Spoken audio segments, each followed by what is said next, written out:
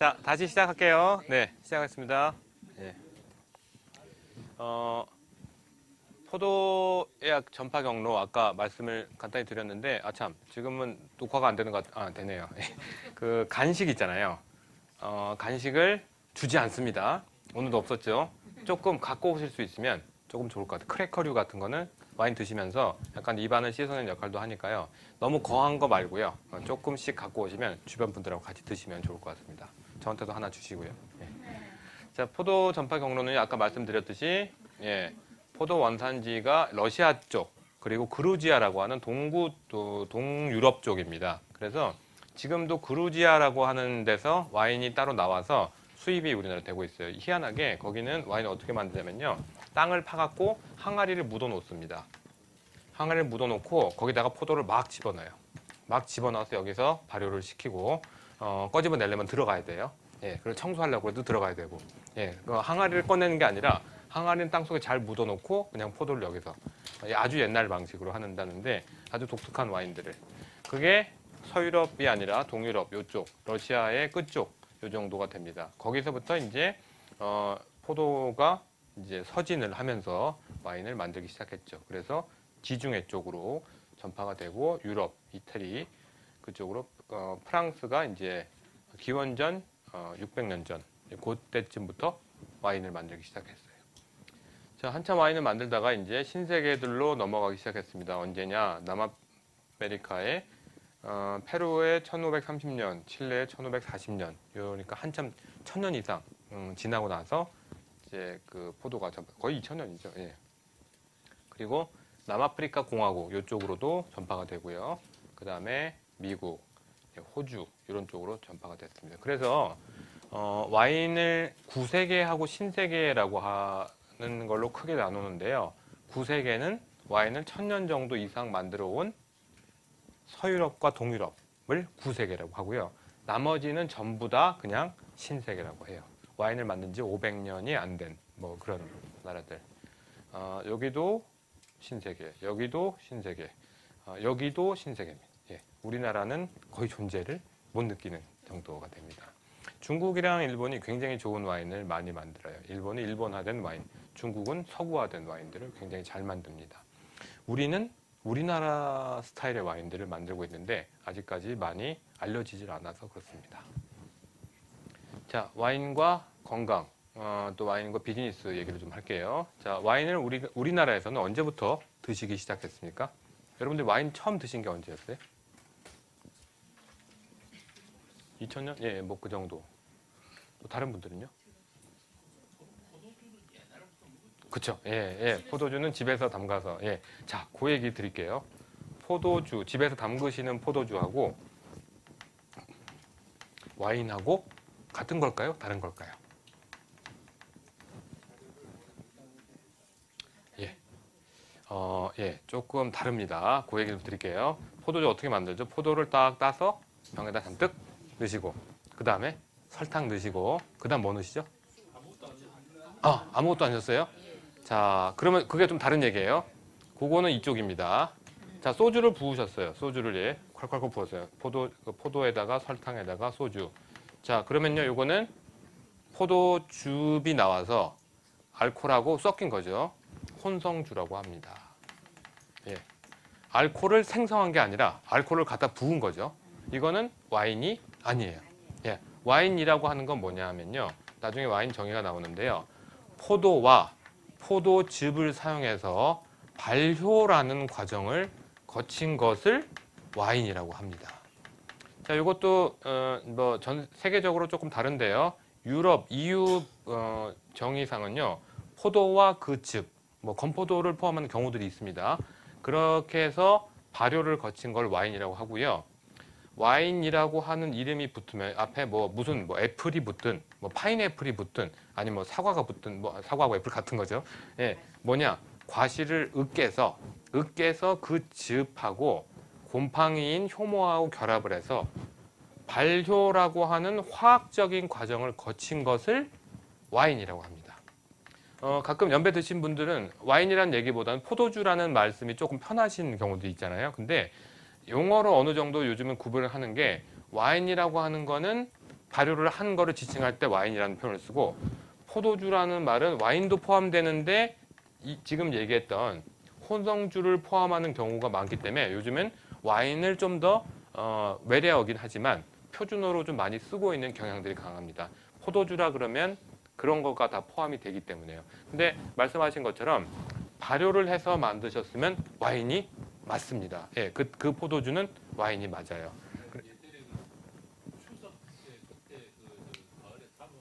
네. 그러면 제대로 만드신 와인을 드신 거예요. 예. 와인이 생각보다 만들기 어렵지는 않습니다. 포도를 으깨 놓고요.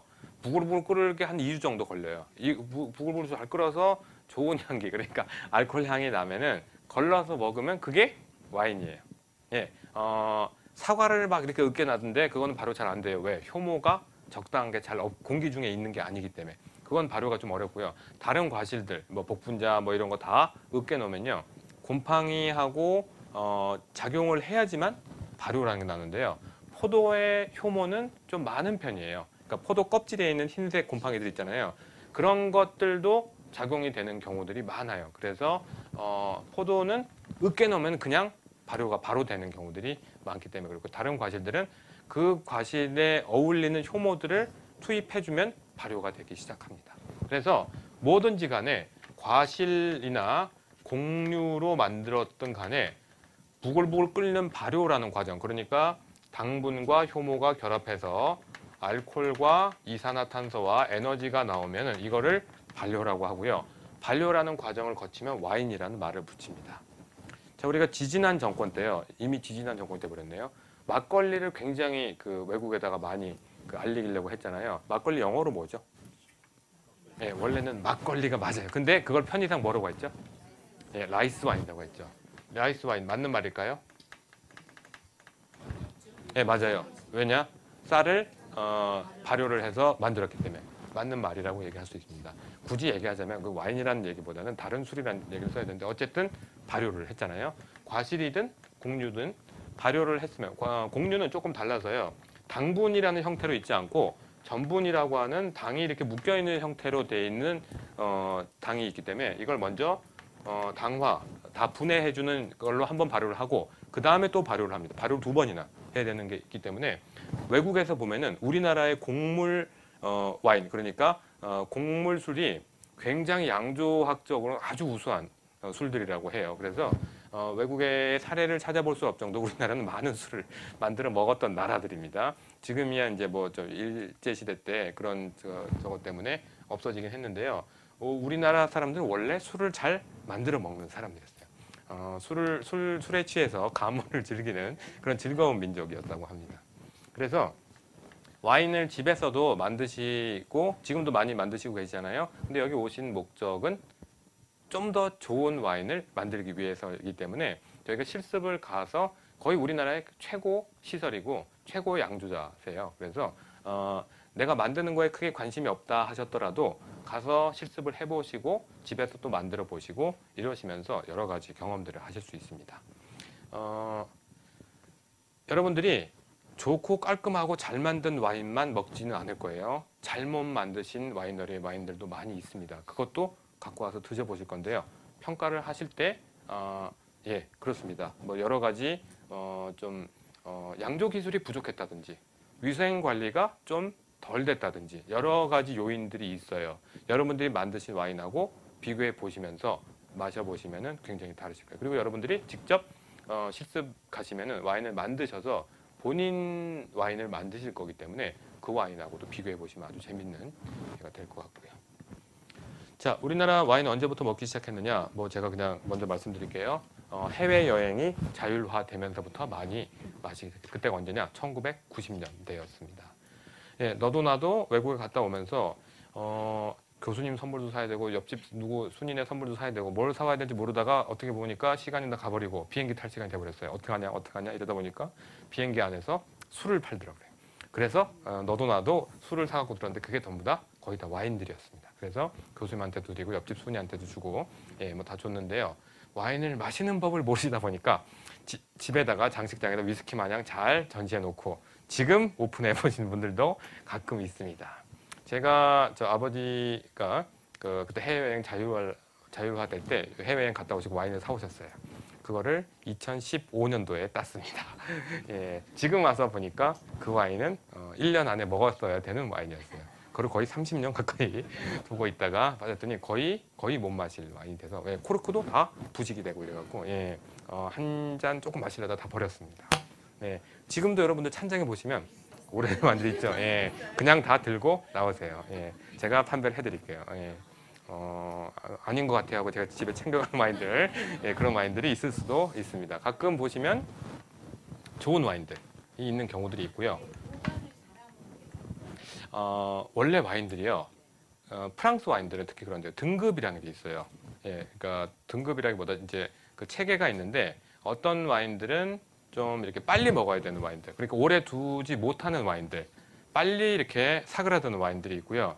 어떤 와인들은 오랫동안 둬도 괜찮은 와인들이 있어요. 그거는 이제 그 표시가 어느 정도 돼 있습니다.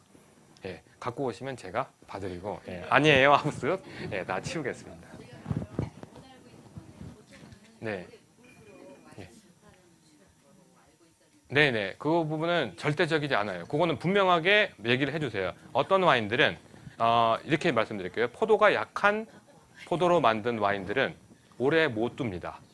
예, 포도가 약한 포도. 그러니까 포도 중에서 약한 포도가 있고 센 포도가 있어요. 센 포도는요, 알이 작은데 껍질이 굉장히 두껍고 되게 달고 되게 쉬어요. 외국 포도들. 그거는 만들어 놓으면 진하기 때문에 오랫동안 숙성을 시키고 오랫동안 먹을 수 있는 와인들이 만들어지고요. 우리나라 꼭 폄하하는 게 아니고요. 우리나라 포도도 좀 약한 포도들이에요. 즙이 많고 껍질이 약하고 짜놔도 색깔이 별로 안 나옵니다. 그거는 오래 두고 먹기보다는 신선할 때 먹는 게 훨씬 더 좋아요.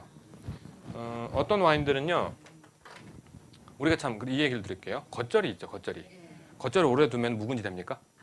예, 겉절이를 오래 두어서 묵은지 된다고 생각하시는 거하고 오래된 와인은 좋다라고 하는 거 비슷한 경우가 있어요. 겉절이일 때는 빨리 드시는 게 좋고요. 진짜로 좀 해남 배추에다가 묵직한 이 양념을 써갖고 오랫동안 잘 만든 김치는요, 묵은지로 먹는 게 더 맛있죠. 포도하고 만드는 방법에 따라서 와인이 다 다릅니다. 어떤 와인들은 1년이 피크일 때가 있어요. 그러면 1년 안에 먹어줘야지 1년이 지나고 먹으면 이 상태에서 먹는 경우들이 많습니다.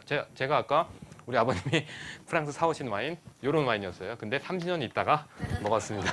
예, 먹을 수 있는 상태가 아니었어요. 어떤 와인들은요, 30년 동안 갔다가 60년 정도에까지 먹을 수 있는 와인들이 있어요. 자, 이런 와인들은 가격이 얼마냐? 보통 60만 원이에요. 자, 1년 안에 먹어야 되는 와인은 얼마냐? 보통 10,000원이에요. 자, 3년 안에 먹어야 되는 와인은 보통 얼마냐? 3만 원이에요. 예. 자, 꼭 비례가 아닙니다만 오랫동안 보관할 수 있는 와인들은 비싸고요. 빨리 마셔야 되는 와인들은 저렴합니다. 예. 수요와 공급 때문에 오랫동안 먹어도 되는 와인들은 그만큼 찾는 사람이 많아요. 그러다 보니까 더 비례적으로 비싸지고요. 금방 먹어도 되는 와인들은 가격이 어느 정도 형성이 돼 있다고 보시면 돼요. 와인을 보시면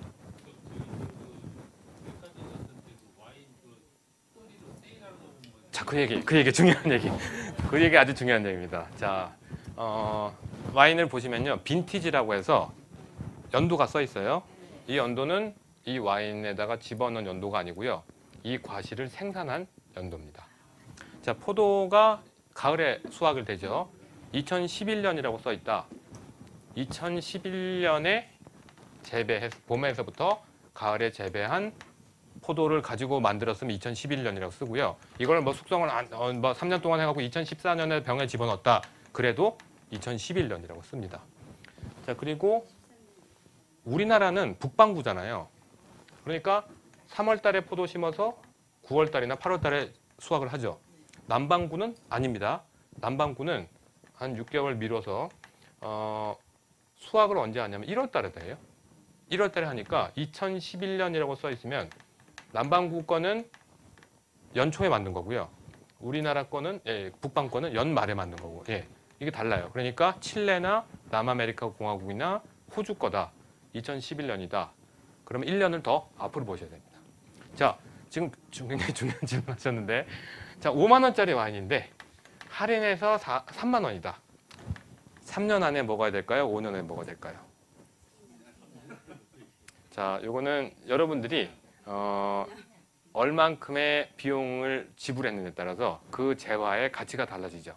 예, 3년 안에 먹어야 될 것 같지만 원래의 재화의 가치는 5년 안에 먹어야 되는 거가 맞습니다. 자, 할인을 합니다. 왜 할인을 할까요? 2년을 줄여야 되기 때문에? 아니고요. 예, 재고 때문에 그렇고, 혹은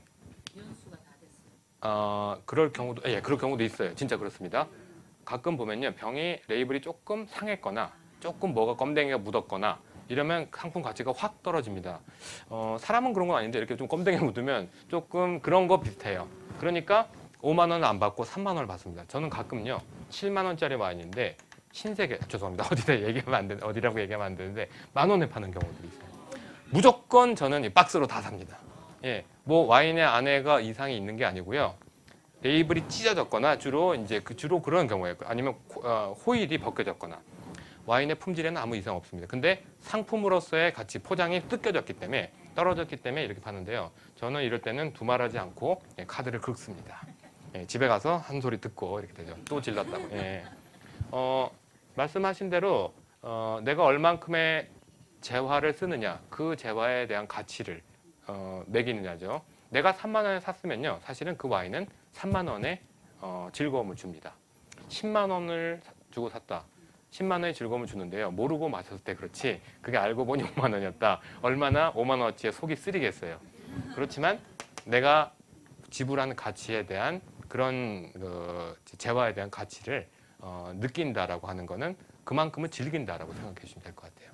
저는 7만 원짜리 와인을 10,000원에 사서 10,000원의 즐거움을 가질까요? 아닙니다. 저는 7만 원의 즐거움을 느끼죠. 그러니까 바가지를 썼다라는 것만 모르시면 괜찮아요. 10만 원짜리 와인은 10만 원짜리의 즐거움을 주기도 합니다. 단 그 10만 원짜리의 가치를 아셨을 때 그렇죠.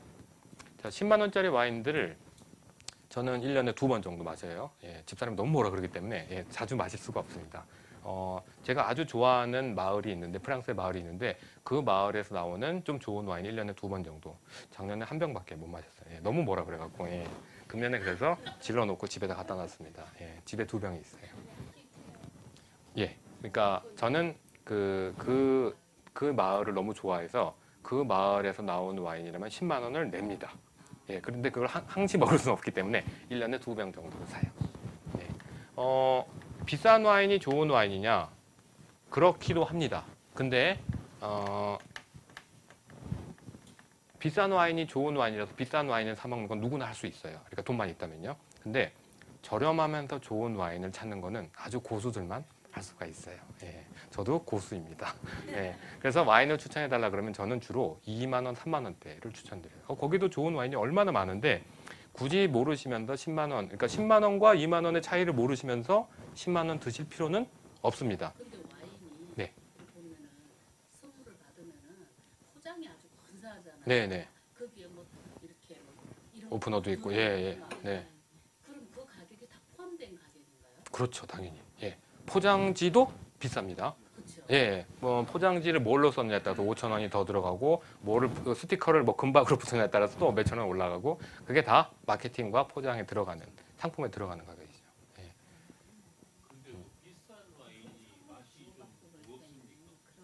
그런 경향들이 많아요. 예, 그렇긴 한데요. 예, 비싼 와인 중에서 가벼운 와인들이 더 비싼 경우도 있습니다. 제가 좋아하는 동네에는 아까 그 마을 말고요. 동네, 이건 좀 큰데요. 부르고뉴라고 하는 동네가 있어요. 여기는 보르도라고 하는 동네가 있습니다. 보르도는 주로 묵직하고 말씀하신 그런 와인들이 많은 동네고요. 부르고뉴라고 하는 거는 되게 맑은 와인들이 많은 동네인데 여기가 더 비싸요. 예, 훨씬 더 비쌉니다. 예, 물론 여기도 비싼 거 있지만 여기가 더 비싸요. 로마네 꽁띠라고 하는 마을에서, 그러니까 나오는 와인은 한 병당 4천만 원 정도 하는 와인도 있습니다. 처음에 나오면 한 1,400만 원 한다 그래요. 이제 두면 4천만 원이 되는데 구할 수가 없습니다. 전 세계에서 예약받아서 하기 때문에 그 와인을 사고 싶은데 그 와인만 사면 안 되고요. 박스로 12병을 다른 와인을 같이 사야 돼요. 덤탱이로. 근데 다른 와인도 다 좋은 와인들이에요. 맑은 와인이지만 변화무쌍하고 오래 두면 둘수록 더 복잡한 맛이 나기 때문에 비싸게 되고요. 묵직하더라도 금방 맛이 사그라들거나 금방 없어지면 가격이 줄어들게 되고 그렇습니다. 아까 말씀드린 대로 오래 보관할 수 있으면은 비싼 와인이 되고 금방 먹어야 되면 싼 와인이 됩니다. 자, 싼 와인이 나쁜 와인입니까? 아니에요. 제 세상엔 두 가지의 와인이 있는데 좋은 와인이 있고 더 좋은 와인이 있습니다. 더 좋은 와인이 있지만 저는 그냥 좋은 와인 마십니다. 예, 더 좋은 와인 마실 수 있을 때는 더 좋은 와인 드세요. 하지만 평소에는 그냥 좋은 와인 드시는 게 좋습니다. 오늘 내로 끝날 수 있어요. 네. 네. 네네. 예. 그 얘기도 참 편견으로 많이 갖고 계세요. 바닥에 들어갈수록 좋은 와인일 것이다. 얘기하시죠. 자, 그러면 제가 아주 돈을 많이 들여서 병을 비싼 거를 만들어서 안에를 푹 집어넣었어요. 그리고 1,000원짜리 와인을 집어넣습니다. 얼마에 팔아야 될까요? 예, 그렇습니다. 예, 용량이 줄어들어요. 이만큼 용량이 줄어들죠. 그래서 밑에 푹 들어가는 와인들은요, 어깨가 휙 올라와 있어요. 예, 그만큼을 채워 넣어야 되니까 750ml를 넣어야 되니까 밑에가 푹 들어가 있으면 위를 어깨를 올려놓습니다. 자, 왜 밑에를 푹 집어넣냐면요. 아까 말씀드렸던 발효 문제 때문에 그렇습니다. 자, 병을 가지고 이제 운송을 하는데 병을 갖고 가다 보니까 뻥뻥 자꾸 터져버려요. 뻥 터지는데 그냥 뭐 코르크만 터지면 괜찮은데 병 자체가 깨져버리면 굉장히 위험하고 사람들이 다치는 사태가 발생했기 때문에 압력을 분산시켜야겠다라고 생각해서 아치를 넣어놨어요. 아치를 넣어놓으면 압력 분산이 훨씬 더 효율적으로 되기 때문에 아치를 넣어놓는 게 요거 시초였습니다. 그래서 유명한 소믈리에들은 와인을 따를 때 밑에다가 엄지손가락을 휙 넣고 뭐 이렇게 해서 와인을 따르죠. 여러분들 절대 따라하지 마세요. 굉장히 위험합니다. 예, 그래도 나는 꼭 해야겠다. 집에서 빈병 가지고 열심히 연습하시면서. 예, 요즘은요 양조 기술이 발달하기 때문에 폭발하는 일이 거의 없어요. 그러니까 밑이 아예 없는 경우도 있습니다. 평평한, 그건 저렴한 와인이 아니에요. 비싼 와인도 많이 있습니다. 그래서 옛날에 같은 경우는 안에를 넣으면은 병에도 신경을 썼구나 라고 생각을 하고 비싼 와인일 것이다 했는데 요즘은 그렇지 않기 때문에 굳이 그렇게 생각 안 하셔도 괜찮습니다. 어떤 거요? 앙금의 역할도 있어요. 아무래도 말씀 잘하셨는데 이렇게 올라와 있으면 앙금들이 가운데로 안 모이고요. 이쪽으로 쌓이게 되죠. 그러니까 그런 역할도 했죠. 그러니까 이거는 이것 때문에 만들어 놓은 건 아니고요. 이렇게 만들어 놓으니까 그런 역할도 생겼어요. 예.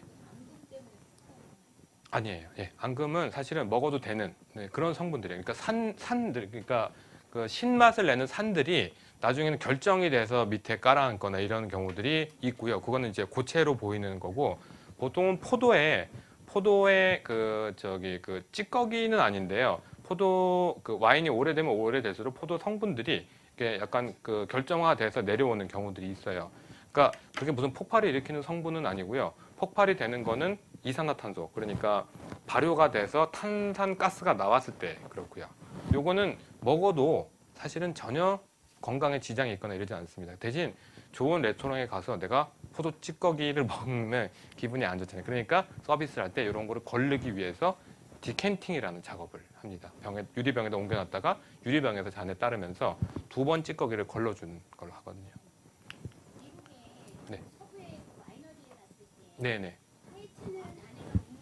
네. 네, 아니에요. 예, 그 와이너리만 그런지 모르겠는데 보통 다 그렇지는 않습니다.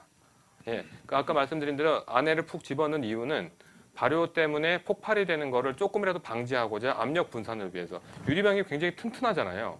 되게 튼튼한데도 그래도 폭발하는 경우가 있기 때문에 그렇게 만들어 놨고요. 화이트는 압력이 더 크고 레드는 압력이 작냐? 그렇지 않아요. 오히려 거꾸로인 경우가 더 많은데 그 와이너리에서 아마 자기네들의 그 와인 설명할 때 혹시 그런지 모르겠지만 대부분의 경우 그렇지는 않습니다. 예. 아시는 부분을 나중에 얘기를 해주세요. 다른 분들한테 이런 경우 뭐 이렇다던데 라고 하면 얘기를 해주셔야 됩니다. 그러면 꼭 딴지 거는 친구들이 있어요. 그거 아니야. 뭐 이렇게 얘기를 하는 경우도 있습니다. 가끔 이럴 경우가 있어요. 와인을 마시는데 이렇게 잡아야 된다. 얘기를 하죠. 그래서 내가 이렇게 자꾸 먹었더니 너 틀렸어. 라고 얘기를 합니다. 예. 그럴 때 밀리시면 안 돼요.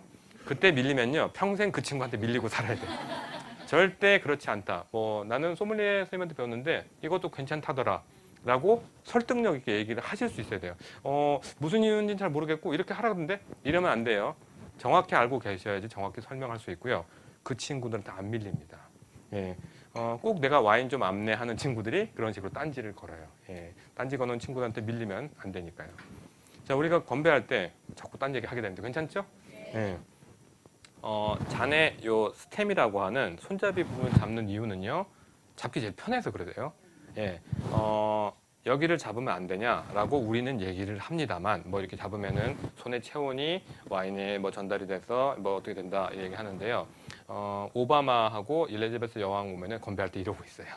예, 너 틀렸어라고 얘기할 수 있으니까 그 사람도 오래 마셨는데 우리가 테이블에서 건배 잠깐 일어나서 할 때 한 몇 초 안 되는 정도에 잡고 있을 정도의 열이 막 전달될 정도로 이렇게 민감하지는 않아요. 잠깐 들어서 건배하는 정도면 충분히 이렇게 잡을 수 있는데 스탠딩 파티라서 들고 막 5분 동안 10분 동안 있어야 된다. 이러면은 조금 이런 게 영향을 줄 수는 있죠. 예, 그래서 화이트 와인 잔은 조금 더 두껍게 만들었습니다. 외부 온도에 영향을 덜 받도록. 그럴 때 친구들이 이렇게 잡으면 안 된다라고 하지만 편하게 앉아서 마실 때 건배하는 정도나 들고 마실 때 이 정도의 체온이 전달이 되지 않기 때문에 굳이 무방하다. 즐겁게 마시는 것이 훨씬 더 좋다라고 배웠다라고 얘기를 해주셔야 밀리지 않습니다. 예, 그 친구한테 밀리기 시작하면요. 평생을 밀려다녀야 되니까 예, 절대 밀리지 마세요. 네.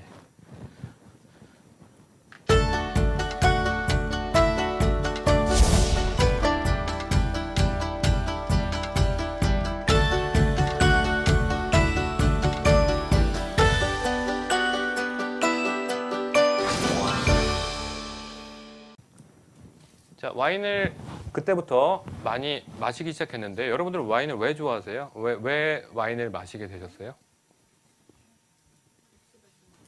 예, 그쵸. 네, 맞습니다. 그게 제일 큰 이유 중에 하나예요. 우리나라가 약간 막 전체주의, 같이 죽고 같이 살자 이러다가 전부 무조건 건배는 소주로 해야 되고 먹고 죽자가 대부분이었어요. 예, 근데 다양한 맛과 높지 않은 알코올이 다양성을 추구하는데 큰 역할을 해줬습니다. 와인은 종류가 굉장히 많아요. 몇 종류 정도일까요? 와인이 전 세계 종류로 합치면. 그냥 질러보세요. 괜찮아요. 틀려도 괜찮아요. 네. 1000종? 만종. 예, 만종보다 더 많습니다. 예, 좀 더 많아요. 2만 종보다 더 쓰셔야 돼요. 예, 예, 대략 3만 3천 종 정도 된다라고 추산하고 있는데 지금은 또 계속 만들어지고 없어지고 만드는 사람, 포도, 또 지역, 그 다음에 동네, 또 만드는 방법, 연도 따지면 엄청나게 많죠. 우리나라에 들어오는 거는 몇 종 정도 될까요? 3분의 1. 상당히 정확하게 거의 10,000종 가까이 들어와요. 지금은 이제 수입사도 많이 줄고 이제 들어왔던 데도 없어지기도 하고 이랬는데요. 많이 들어옵니다. 3분의 1 정도 들어왔다 나갔다 이러니까요. 자, 그러면 질문해 볼게요. 33,000종. 아주 유명한 소믈리에는 그걸 다 먹어봤을까요?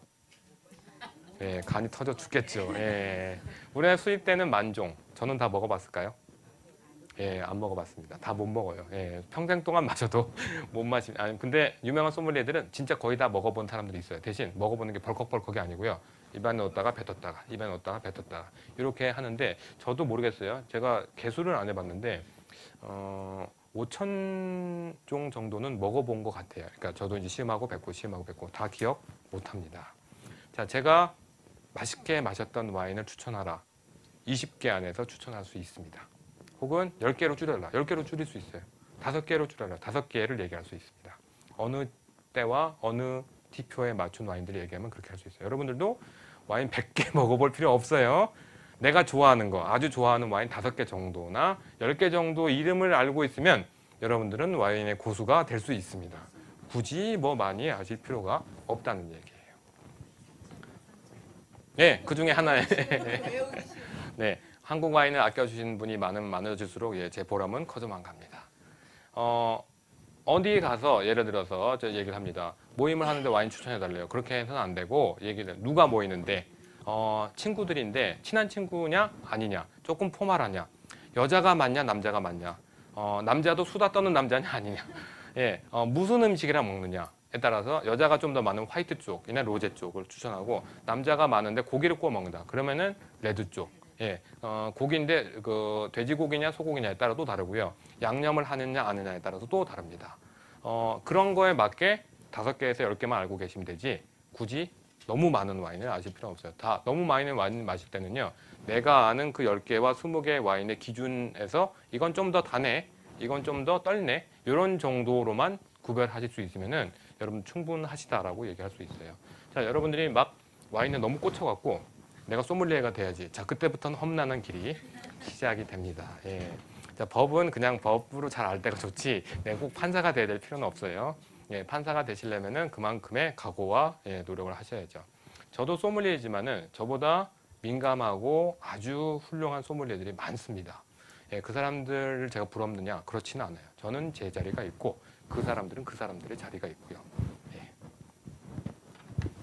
자, 그래서 말씀드린 대로 그 전까지 90년대 이전까지는 군대 문화가 우리나라의 좀 중추적인 어떤 그런 게 되다 보니까 상명하다라고 전체주의. 야, 마셔. 그러면 다 같이 마시고 죽는 그런 때다가 90년이 딱 넘어가면서 그때 뭐가 나타났죠? X세대들이 나타났습니다. 나는 나의 개성이 있다. 이런 쪽이 다양한 와인과 다원적인 추구를 하는 그런 큰 축이 됐었어요. 자, 그리고 두 번째, 말씀하신 대로 알코올이 높지 않습니다. 와인 알코올은요, 보통 13에서 14도 정도 돼요. 소주가 원래 몇 도였죠? 예, 보통 그 빨간 딱지는 25도. 원래 소주는 증류에서 나오면요 한 40도에서 50도가 되는 원래 술이었어요. 근데 예전에 이제 먹고 죽자 할 때는 25도였고요. 지금은 많이 낮춰졌죠. 16도까지 나왔는데 거의 와인하고 다르지 않을 정도까지 됐습니다. 적당한 알코올은요 사실은 취하도록 마시는 음주 문화가 아니라 얘기하고 즐기는 음주 문화를 주로 와인을 많이 하죠.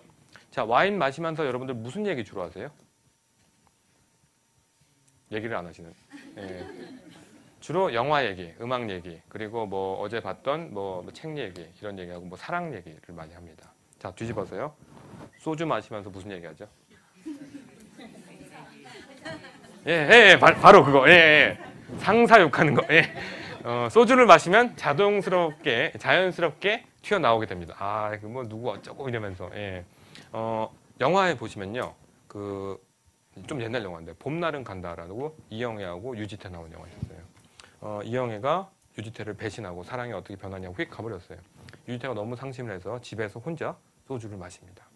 소주를 혼자 딱 마시고 있는데 박인환 씨가 아버지로 나와서 물끄러미 쳐다보고 있다가 아무 말 없이 소주를 한 잔 쭉 따라주고 가버립니다. 예, 그 영화에서는 거기가 백미예요. 자, 장면을 바꿔봅시다. 소주 대신에 와인을 마시고 있었다. 유지태가 어떻게 했을까요? 박인환 씨가 같이 앞에 앉아갖고 치즈 먹고 얘기하면서 뭐 인생은 아름다워 이런 얘기를 했겠죠. 우리가 소주 마실 때 하는 얘기하고요. 와인 마실 때 하는 얘기가 다릅니다. 아예 달라요. 자, 그리고 다방 커피, 죄송합니다. 믹스 커피 먹을 때 하고요. 머신으로 내린 커피 먹을 때 얘기가 달라요. 얘기가 아예 다릅니다. 회사에서 믹스 커피가 있는 회사하고요. 에스프레소 머신이 있는 회사하고 얘기 나누는 주제 자체가 달라요. 그래서 돈을 그렇게 들여가면서 머신을 설치해 놓은 이유가요. 불평불만이 확 줄어들어요. 이상하게 그렇습니다. 무슨 음식을 먹고 무슨 음료를 마시냐에 따라서 얘기하는 주제 자체가 달라집니다. 그래서 와인을 마시면서부터는 사람들이 막 뭘 불평한다기보다는 좀 더 아름답고 좀 더 즐겁고 좀 더 행복한 얘기들을 많이 하는. 왜 그런지 그렇게 돼요. 왜? 와인은 약간 꽃향이나 이런 즐거운 향이 많기 때문에 좀 더 즐거운 얘기를 하게 자연스럽게 되는 것 같아요. 물론 저도 와인 마시면서 누구 욕할 때도 있습니다. 그렇지만 그런 욕이라기보다는요. 좀 더 즐거운 인생을 많이 생각하게 되는 것 같아요. 그리고 와인은 트렌드이기도 했고요. 가장 중요한 이유 중에 하나가 건강에 대한 부분이었어요. 독주를 마시는 것보다 와인을 마시면 건강에 훨씬 더 좋다. 자, 한번 여쭤볼게요. 와인이 건강에 좋다고 얘기하는 것 중에 여러분들이 들어보신 것 중에 중요한 이유는 뭐였습니까? 무엇 때문에 건강에 좋다라고? 심장. 심장. 혈액순환 잘 된다. 또 다른 불면증에도 좋고요. 또 다른 분들도 심리가 안정. 약간 흥분되는 경향도 있는데 그런 부분도 있습니다. 자, 근데 뭐랄까요? 아까 뭐였죠? 혈액순환. 혈액순환은 다른 술도 마찬가지 사실은. 알코올이 들어가면 조금 혈류가 증가하기 때문에 심장이 이렇게 좀 박동이 빨라져서 혈류가 증가해서 예, 그런 것도 있죠. 항산화. 예. 여러 가지 역할 중에서 과학적으로 밝혀진 거는 항산화. 그러니까 몸의 산화를 방지해 주는데 산화라는 것 자체가 나이가 드는 작용이에요. 그러니까 나이가 들지 않게 하는 역할들을 하는 게 와인에 들어있다. 그래서 이런 걸 많이 얘기를 하는데요. 우리나라에 2003년에 생로병사의 비밀에서 와인이 나온 적이 있었어요. 예, 그래서 그때부터 갑자기 와인이 많이 팔리기 시작도 했고요. 요건 이전의 얘기인데 미국 ABC 방송에서 프렌치 파라독스라는 다큐멘터리를 한번 방송한 적이 있어요. 뭐였냐면은 이게 프렌치 그러니까 프랑스의 이제 역설이라는 얘기인데 우리나라 말로 번역하면 조금 애매한데요. 무슨 얘기였냐면은 미국이나 프랑스나 똑같이 고지방질의 식사를 하는데 미국 사람들은 다 이렇게 해서 다니고 프랑스 사람들은 그렇게 날렵하게 다니는 이유가 뭐냐? 막 이래저래 취재를 해봤는데 프랑스 사람의 식탁에는 항상 레드 와인이 있더라. 화이트 와인 아니에요. 화이트 와인도 있지만 레드 와인이 항상 있더라. 그래서 이것이 이유일 것이다. 과학적으로는 잘 모르겠다. 그러면서 과학 연구를 많이 하기 시작했어요. 자, 우리나라 생로병사의 비밀에도 나오게 했는데 요거 저도 비디오 클립으로 갖고 있어요. 그래서 혹시 구해서 보실 수 있으면은 보세요. 그러니까 검색하시면은 뭐 생로병사의 비밀 뭐 와인 이렇게 하면 나올 거예요. 보시면은 굉장히 도움이 됩니다. 우리나라 사람들은 굉장히 건강에 관심 많죠. 저도 이제 한번 그런 적이 있었어요. 생로병사의 비밀 보는데 토마토가 뭐 몸에 좋다더라. 얘기를 딱 듣고 나서 바로 생각이 딱 들었습니다. 그럼 토마토 사러 가야지 하고 이마트로 갔어요. 어떻게 됐을까요?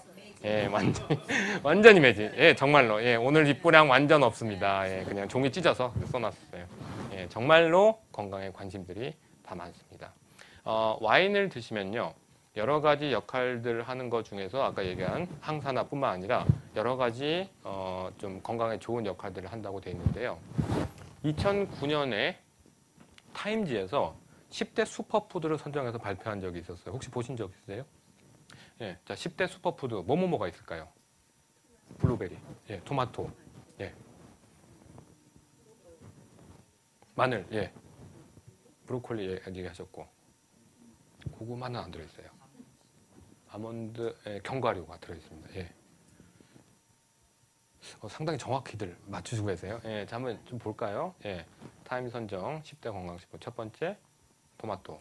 예, 제가 사러 갔는데 완전 매진됐던 그 상품입니다. 예, 두 번째가 드라큘라가 싫어한다는 그 마늘. 예, 우리나라 사람들 마늘 참 많이 먹죠.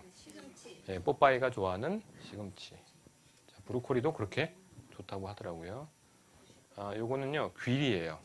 예, 저도 귀리를 항상 사서 밥에다가 넣어서 저는 이 맛이 참 좋더라고요. 예, 코스트코에서 팝니다. 자, 그리고 견과류. 네. 그다음이 동물성인데요. 연어에 오메가 성분이고요. 그다음이 블루베리. 예. 그리고 녹차입니다. 예. 자, 여기까지는 다 녹차는 조금 다른데요. 다 자연 상태에서 그냥 먹을 수 있는 그냥 자연 식품들이에요. 녹차야 한번 덮었으니까 조금 다르긴 한데 그래도 이제 자연 상태 거를 물에다가 이제 우러낸 거라 할 수 있고요. 마지막이 뭐였느냐? 뭐가 나올 것 같으세요? 예, 그렇죠. 우리가 뭘 배우러 왔죠? 예, 자, 하나인데요. 화이트 와인이 아니라 레드 와인이었어요. 예. 요거는요, 자연 상태로 먹을 수 없이 반드시 가공을 하는, 예, 다른 거하고 달리, 뭐, 연어도 그냥 뜯어 먹으면, 예, 되죠. 예, 그렇지만, 와인은 만들어야 됩니다. 만들고 나서 생산된 제품을 먹는 거예요. 예. 그 중에서 화이트 와인이 아니라 레드 와인이었어요. 레드 와인이 화이트 와인하고 어떻게 다르냐? 화이트 와인은 청포도로 만들고 혹은 적포도로 만들다 즙만 쭉 짜내고 껍질을 휙 빼버려서 발효를 하면은 화이트 와인이 되고요. 레드 와인은 뭐냐면요. 껍질 채로 발효를 시켜서 껍질에서 성분이 충분히 나오도록 하는 게 레드 와인입니다. 껍질 아까 얘기했는데 외국 포도는 껍질이 굉장히 두꺼워요. 두꺼우니까 즙이 나오고 껍질 색깔이 우러나오는데 엄청나게 진한 색이 우러나옵니다. 그 진한 색에서 안토시아닌이라는 성분이 있는데 그게 항산화에 큰 역할을 하는 그런 성분들이 와인에 많기 때문에 그렇다라고 합니다. 자, 와인을 많이 마시게 되는 이유는 여러 가지 있지만 뭐 이런 거는 크게 중요한 건 아니기 때문에 예, 여러분들 지금은 이제 와인을 많이 드시니까요. 이렇게 하는데 요걸 한번 얘기해 볼게요. 예, 물론 이제 건강에 대한 부분. 그 다음에 일본에서 신의 물방울이라는 만화가 이거 100만 부 아니에요, 1000만 부예요. 예. 갑자기 유행을 해갖고 우리나라에도 많이 팔렸습니다. 그래서 부르고뉴 와인이라고 하는 제가 좋아하는 그 동네 와인들이 갑자기 많이 팔리기 시작하고 참 만화 영향을 많이 받아요. 예. 자 그러면은 요거 한번 볼게요. 자 10대 아까 슈퍼푸드를 보셨으니까 10대 불량식품을 한번 보시도록 하겠습니다. 자, 10대 불량식품 첫 번째 기름에 튀긴 거, 두 번째 소금에 절인 염장, 예, 세 번째 가공 고기, 네 번째 과자, 다섯 번째 탄산음료, 여섯 번째 인스턴트, 예, 그리고 일곱 번째 통조림, 여덟 번째 설탕에 절인 과실, 아홉 번째 냉동식품, 열 번째 숯불구이. 자, 이 음식들의 특징이나 공통점 뭔지 아세요? 예, 맛있어요. 예. 또 하나 굳이 꼽자면 그렇기도 한데요. 예, 그것도 맞습니다만 제가 하고 싶은 얘기는 다 와인 안주들이에요. 예, 뭐 물론 콜라는 따로지만 예, 몸에 좋지 않고 와인 마시면서 몸에 안 좋은 예, 불량식품들을 먹고 계십니다. 자, 신의 물방울이라는 만화가 굉장히 유행했는데 혹시 보신 분도 계실지 모르겠는데 굳이 사보지는 마세요. 예, 굳이 보실 필요까지는 없는데요. 이게 좀 재밌는 얘기라서 말씀드리겠는데요. 요런 만화예요. 만화인데 일본 영화나 뭐 이렇게 만화 좋아하시는 분들은 아마 아실 텐데요. 일본에는 꼭 주인공이 좋은 놈이고 나쁜 놈이 있구나 이렇지 않아요. 그러니까 주인공은 이쪽에 있고 주인공의 상대 주인공이 있습니다. 항상. 근데 주인공은 뭔가 좀 어설프고 잘 모르고 뭔가 발전해 나가는 단계고요. 상대 주인공은 전문가, 노련한 사람. 대립각을 이루다가 주인공이 그 사람의 영향으로 발전을 많이 하고 이겨낼 수 있다. 이런 게 거의 일본, 그러니까 꼭 선악이 아니라 약간 상대와의 어떤 적인데요. 그러니까 주인공이 이 사람이고요. 상대 주인공이 이 사람인데 와인의 전문가입니다. 이렇게 해서 이제 막 그 티격태격하면서 이제 발전해 나가는 과정이 나오는데 그럼 굳이 재밌냐? 그렇진 않아요. 와인 잘 아시면 재밌을 수 있는데 그렇지 않으면 굳이 재미는 없고요. 근데 이게 재밌는 게요. 일본 사람들이 그린 만화인데 요 두 명의 주인공을 우리나라 사람을 모델로 해서 그렸다고 해서 예, 굉장히 유명해졌어요. 우리나라에서. 누굴까요? 일본에서 유명한 우리나라 사람? 예, 윤사마를 이 사람으로 그렸어요. 예. 그리고 이 사람은 눈썹 진한 사람인데요. 예, 송승헌. 네. 그래서 좀 닮았느냐 모르겠습니다. 근데 배용준 씨도 굉장히 이 만화를 좋아해서 판권을 사들였다라고 하더라고요. 그래서 우리나라에서 영화로 만들겠다. 자기가 이 사람 역할로 나오겠다. 뭐 이렇게 했는데 아직까지는 제작이 안 됐다라고 하더라고요. 일본에서는 일드로 나와 있습니다. 근데 뭐 만화만큼 드라마가 재밌지는 않아요. 그래서 혹시 구하실 수 있는 분들은 한번 보셔도 와인에 대한 얘기니까 너무 좀 억지가 많긴 한데요. 보실 수 있는 것도 좋겠습니다. 이 드라마보다는 제가 추천드린 소믈리에라는 드라마가 있는데 그거를 먼저 보실 수 있으면 조금 더 덜 억지스러우니까 보시면 좋을 것 같고요. 예, 배용준 씨 닮았나요? 예, 안 닮았어요. 배용준 씨가 조금 더 체격이 있고 그래서 예, 그렇습니다. 자, 요거까지만 얘기하면 오늘 시간 다 될 것 같네요. 오늘 이제 약간 와인과 비즈니스 얘기를 했는데 여기서 사업하시는 분도 계셨죠?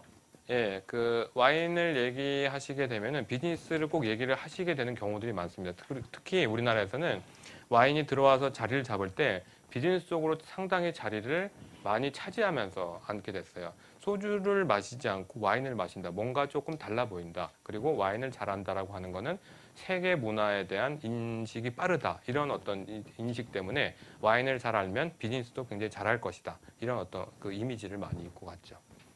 그렇기 때문에 사실은 굉장히 어려운 경우도 많이 있었어요. 아주 유명한 일인데요. 이건 실제 있었던 일입니다. 어려운 계약을 외국 프랑스하고 성사를 했대요. 그래서 프랑스는요, 아주 귀빈일수록 밖에서 식사 대접 안 하고 자기 집으로 데리고 오는 게 아주 귀빈 대우를 해주는 거래요. 그래서 대사관이었는지 제가 정확히 기억 안 나는데요. 그 거래를 성사한 사장님의 부인이 음식을 준비를 하고 프랑스는 가정식으로 음식 준비해서 자기 집만 내려오는 비법이나 이런 거를 굉장히 중요시 여기기 때문에 초대를 다 거래처 사람들이 했답니다. 그래서 우리 사람들 다 갔는데 뭐 했냐면은 자 건배 원샷 하고 원샷을 확 해버리고 스테이크 소스 없어요? 이러고 A1 소스를 팍팍팍 뿌려서 먹고 마시고 즐겁게 놀다가 갔다고 합니다. 그분이 굉장히 화를 내서 저런 사람들하고는 계약하면 안 된다라고 해서 그 다음날 그 남편분이 빼는데 계약은 없던 걸로 하자라고 해서 큰 낭패를 당한 적이 있었다라고 합니다. 나중에 뭐 계약이야 다시 뭐 됐다고 하지만 누가 맞는다라고 얘기하기가 좀 어려워요. 프랑스 사람도 우리나라 왔으면 우리나라의 문화를 어느 정도 아셔야 되고 우리나라 사람도 그때 당시에는 외국의 어떤 그 문화나 이런 부분까지 다 알 만큼 여유도 없었고 계약 성사의 어떤 기쁨이 컸기 때문에 그런 부분까지 고려할 상대는 아니었지 않느냐라고 이해는 합니다만 알았으면 방지할 수 있었던 그런 해프닝이라고 할 수 있죠. 자, 그래서 삼성경제연구소에서 국내 기업 CEO들하고 임원한테 설문조사를 했는데 2007년 이 이후에 연구가 안 됐어요. 이때 유일하게 연구했습니다. 뭐라고 했냐면 이럴 때 와인 스트레스를 받는다. 언제일까요? 와인을 선택하라는 너 와인 좀 안다면서 와인 좀 골라봐. 이때 스트레스 많이 받는답니다.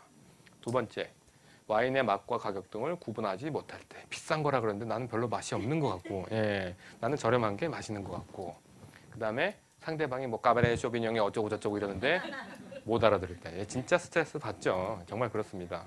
그 다음에 와인 스트레스 받은 적 없다 이런 부분도 있지만 대부분이 테이블 매너 같은 거 잘 모를 때 그러니까 합치면요 80 몇 프로 정도가 와인 때문에 스트레스 받는다고. 영어 때문에도 스트레스 받는데 와인 때문에도 스트레스 받아야 되겠습니까? 안 되죠. 비즈니스에서 와인은 어느 만큼 중요하냐? 매우 중요하다 11.6%, 어느 정도 중요하다 51.7%, 가끔 중요할 때도 있다 32.2%. 그러니까 대부분 다 중요하다라고 보는 겁니다. 자, 왜냐하면 아까 제가 첫 시간에 말씀드렸지만 와인은 비즈니스 언어 중에서 아주 중요한 역할을 할 때가 좀 많이 있어요. 비근한 예로요. 우리나라 대통령이 두 분이 북한에 가셨습니다. 갔다 왔죠. 첫 번째 고 김대중 대통령이 북한에 갔을 때 그 당시 그 고를 김정일 국방위원장이 아주 좋은 와인을 내놨어요. 만찬장에. 뭐 샤또 라뚜르라고 하는 아주 비싸고 훌륭한 와인을 내놨습니다. 그때 다음날 외신이 뭐라고 도배가 됐냐면 충분히 예우를 갖췄다. 이런 얘기들이 나왔어요. 와인을 그 비싼 걸 대접했기 때문에. 두 번째 고 노무현 대통령이 그 북한에 갔을 때 마찬가지로 똑같이 김정일 국방위원장이 와인을 내놨는데 그것도 좋은 와인이었어요. 김정일 국방위원장이 와인 매니아래요. 저 민중들은 굶어 죽는데 자기들은 와인 비싼 거 먹고 나쁜 얘기가 아니라 어쨌든 충분히 좋은 와인을 내놨는데 김대중 대통령이 갔을 때보다 격이 떨어지는 와인을 내놨다. 그래서 김정일 국방위원장이 노무현 대통령 대할 때는 조금 캐주얼하게 생각했다라고 하는 걸로 외신들이 나왔습니다. 만찬장에 어떤 와인이 나오느냐에 따라서 그 만찬의 격이나 이런 부분을 읽을 수 있는 그런 부분이 생긴 거죠. 관심 없는 사람들은 뭐 술인데 모릅니다. 근데 아는 분들은 그거를 읽어낼 수가 있죠. 영국에서 총리가 당선이 되면요, 프랑스에서 관례적으로 선물을 보내요. 와인 한 박스를 보냅니다. 자, 근데 그 총리가 태어난 해에 와인을 구해서 한 박스를 보내요. 블레어 총리라고 들었는데 블레어 총리가 당선이 됐을 때 프랑스에서 그 연도 거를 안 보냈대요. 그래서 굉장히 영국에서 이건 예지가 아니지 뭐 이러면서 반려했다거나 뭐 이런 얘기를 들은 적이 있어요. 우리들이 보면 별로 대수롭지 않은 얘기 같은데 외교 언어에서는 와인은 굉장히 중요한 역할을 차지하기 때문에 그렇습니다. 이건 와인의 정의인데요. 이거는 오늘 아까 얘기를 좀 했기 때문에 간단히 말씀드리겠습니다. 자, 와인이라고 하는 건요, 정의를 내리자면 과실 안에 있는 당분과 효모가 결합해서 발효라는 과정을 거치면 알코올하고요, 이산화탄소하고 열이 나옵니다. 요거를 와인이라고 합니다. 발효를 거친 술을요. 와인은요, 발효를 거친 양조주, 술이고요. 또 하나, 외국에서는요, 와인을 술로 분류를 안 하고 푸드로 분류를 주로 합니다. 음식의 하나로 분류를 해요. 그러니까 뭐 이런 걸로 분류 안 하고요. 식품 쪽으로 분류를 해요. 그래서 우유와 함께 완벽식품이라고 얘기도 하고 음료 중에서는 유일하게 알칼리예요. 산성이 아니라. 그리고 항상 음식에서 서양 음식에서 그 중요한 역할들을 합니다. 저 이제까지 항상 얘기할 때 그 우리나라 음식에서 국하고 찌개가 빠지면 어떻게 되겠냐 물어봐요. 어떻게 될 것 같으세요? 국이랑 찌개 빠지면? 예, 그렇죠. 근데 먹을 수는 있어요. 예, 먹을 수 있지만 그 식탁의 다양성을 크게 해치는 그런 게 되죠. 와인이 우리나라 식탁에서 국과 찌개의 역할을 한다라고 저 얘기했는데 누가 그런 얘기 하더라고요. 김치 아니에요? 얘기를 하더라고요. 그 말도 맞는 것 같아요. 근데 김치 안 먹는 사람도 있긴 있으니까. 근데 우리나라 식탁에서 김치가 빠지면 크게 뭔가 좀 이상한 것처럼 서양 음식에서 와인이 빠져버리면 굉장히 크게 이상한 김치 없이 이상한 느끼한 거 먹는 것 같은 그런 역할들을 합니다. 그리고 우리나라 김치도 여러 가지가 있잖아요. 저는 이렇게 좀 진짜 자랑처럼 얘기하고 다니는데 저희 집은 김치를 9개를 먹어요. 저희 집사람이 담근 배추김치하고 깍두기하고 뭐 다른 김치하고 예, 처갓집에서 갖고 온 무슨 김치 예, 그다음에 저희 어머니가 담근 무슨 김치 9개를 이렇게 앞에 딱 차려놓고 먹습니다. 그러니까 사진 딱 보여주면 진짜 호화롭게 사시네요. 예, 그것만 줘요. 김치만 줍니다. 예, 다른 거 아무것도 안 줘요. 예. 저는 저 김치를 굉장히 좋아하기 때문에 눈 감고도 구별합니다. 이건 집사람 김치다. 이거는 장모님 김치다. 예, 우리 어머니는 젓갈을 좀 많이 넣으시고 집사람은 아예 안 넣고요. 그래서 우리 집 김치는 저는 9개 김치를 다 먹고 집사람은 3개 말고 6개를 먹고요. 이제 처갓집 김치까지. 우리 큰애는 우리 집 김치, 그러니까 저희 본가 김치를 먹고 작은 애는 처갓집 김치 먹고 이렇게 좀 갈립니다. 놀 때마다 이렇게 힘을 들여야 돼요. 예, 김치가 있으면 다른 게 없어도 그냥 밥을 잘 먹게 되는데 와인이 약간 그 외국 음식에서 김치 역할들을 좀 해요. 와인이 빠지면 진짜 밥 먹은 것 같지 않게 밥 먹은 것처럼 서양 음식에서 그래요. 우리나라 사람들은 스테이크 먹어도 그냥 와인 없이 잘 드시잖아요. 외국 사람들 보기 굉장히 이상해 보인대요. 김치 없이 그냥 느끼한 거 먹는 것 같은 그런 느낌이기 때문에 그렇다라고 보시면 되세요. 자, 그리고 아까 말씀드렸지만은 와인은 살균하는 역할도 해서 옛날에는 약품 역할도 했고요. 히포크라테스도 와인을 잘 써라 이런 얘기도 했고 성서에서도 보면은 바울이라는 사람이 디모데라는 제자들한테 얘기할 때도 네가 위장이 안 좋으니까 와인을 정기적으로 좀 먹어라 이런 얘기를 약으로 써라라는 얘기로 했었어요. 그리고 예전에는 정말로 불면증이나 뭔가 위장 치료를 해야 될 때는 의사들이 와인을 처방을 해준 경우가 많았다라고 합니다. 굉장히 도움이 되기 때문에요. 그리고 와인은 병에 들어있긴 하지만 죽은 상태가 아니에요. 계속 살아있는 음료입니다. 계속 더 숙성이 되거나 그런 상태이기 때문에 포도에 들어있던 양분, 그 성분이 다 들어있고요. 발효가 되면서 화학적으로 나온 성분도 다 들어있어요. 굉장히 여러 가지 성분들이 들어있기 때문에 그냥 화학적으로 만든 소주하고는 크게 성분의 차이가 있습니다. 자, 오늘 건강에 대한 얘기까지 해야 되니까 이 얘기까지만 하고 마칠게요. 와인의 성분을 보면요. 수분이 대략 85%. 물을 집어넣나요? 아니에요. 포도에서 나오는 물이에요. 예, 물 절대 안 집어넣습니다. 포도 씻어서 발효시킬까요? 안 씻어요. 포도 씻어서 발효하면 껍질에 있는 효모나 다 날아가기 때문에 그리고 껍질을 씻어서 발효를 시키면요. 포도가 썩습니다. 그래서 안 씻고 그냥 발효를 하고니까요. 자, 그럴 때 옛날 영화 보면요. 사람들이 발로 밟아서 막 고무장화 신는 사람도 있고요. 무좀 걸린 사람도 있어요. 어떻게? 아까 농약하고 비슷한 얘기입니다. 무좀균이 포도에 들어가는데 알코올이 생성되면서 다 균을 죽여버립니다. 균이 살아있을 수가 없어요. 그래서 키아누 리브스 나오는 그 영화 제가 말씀드렸던 그 영화 보면은 진짜 발로 밟으면서 막 축제를 하고 뭐 어쩌고 이런 장면이 나오는데 꽤 저 사람들 발 씻지도 않고 안 씻어도 괜찮아요. 살균이 다 되기 때문에 그렇습니다. 알코올이 한 5도에서 13%. 그러니까 아주 저알코올의 와인들은 5도 정도 되는 알코올 와인도 있고요. 보통은 화이트 와인이 13도, 레드 와인은 14도나 14.6도 정도가 가장 알코올이 많습니다. 그리고 당분이 좀 남아있는 경우는 3% 정도 남아있습니다. 자, 밖에서 집어넣은 성분들이 거의 없어요. 아까 얘기했던 무수아왕산이라고 하는 거 하나만 아주 극소량을 넣습니다. 탱크를 소독할 때라든지 혹은 이제 그 와인을 병에 담을 때라든지 그때 미량만 쓰기 때문에 위험한가요? 그렇지 않다라고 말씀드릴 수 있습니다. 비타민이나 무기산, 미네랄, 폴리페놀 그러니까 안토시아닌이나 카테인들이라고 하는 성분들이 많이 들어있습니다. 자, 와인 한 병은 1리터가 아니고요. 750ml를 거의 표준으로 봅니다. 그 부테이유라고 하는데요. 프랑스 말로 병이에요. 그냥 부테이유. 그래서 부테이유는 750ml, 반 병짜리는 하프 버틀이라고 해서 375ml. 그거보다 반 작은 건 187ml짜리는 비행기에서 기내에서 줄 때 그 크기고요. 예, 그 따라서 750이 되고요. 자, 이 와인 한 병을 만들려면요, 포도를 대략 1kg 정도로 씁니다. 1kg가 한 병 안에 들어있다라고 보시면 되세요. 자, 줄기나 껍질을 넣는 경우도 있어요. 이렇게 떡떡한 맛을 주기 위해서 포도에 그 줄기를 넣는 경우 있는데 요즘엔 거의 안 넣습니다. 줄기를 넣으면 바로 향이 딱 차이가 나요. 그래서 딱 먹고 나서 이거 줄기 넣었대요? 이러면은 줄기 넣었다라고 얘기하는 포도 껍질 그 줄기의 씁쓸한 맛을 일부러 내기 위해서 하는 경우가 있는데 요즘 대부분 넣지 않습니다. 예, 그 줄기라고 하는 게 이 줄기가 아니고요. 요 줄기 얘기하는 거죠. 네. 그러니까 포도를 그냥 통째로 넣어서 이렇게 발효를 하면은 일부러 넣는 경우도 있는데, 예. 근데 요즘은 대부분이 다 따서 하고요. 자, 일일 적당 섭취량. 남자는요, 하루에 한 반 병 정도 드시면 뭐 이제 건강에 해지가 없다. 여성은 3분의 1 정도.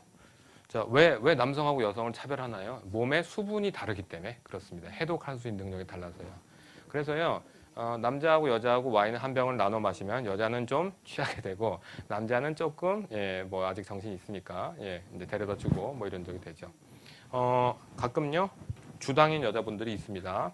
2병을 마셔도 까딱 없는 사람이 있고요. 남자 한 잔 먹고도 가는 사람도 있어요. 다 그런가요? 아니죠. 당연히 본인의 컨디션과 여러 가지 그 건강에 따라 다르죠. 자, 오늘 와인의 역사하고 와인과 비즈니스, 와인과 건강에 대해서 했는데 와인과 건강에 대해서는 조금 더 할 얘기들이 있어요. 여러분들의 간이나 혹은 심장에 무리를 주지 않는 음용범위라든지 이런 부분은 조금 물어봐야 되니까 다음 시간에 하도록 하겠습니다. 자, 오늘 수업은 여기까지고요.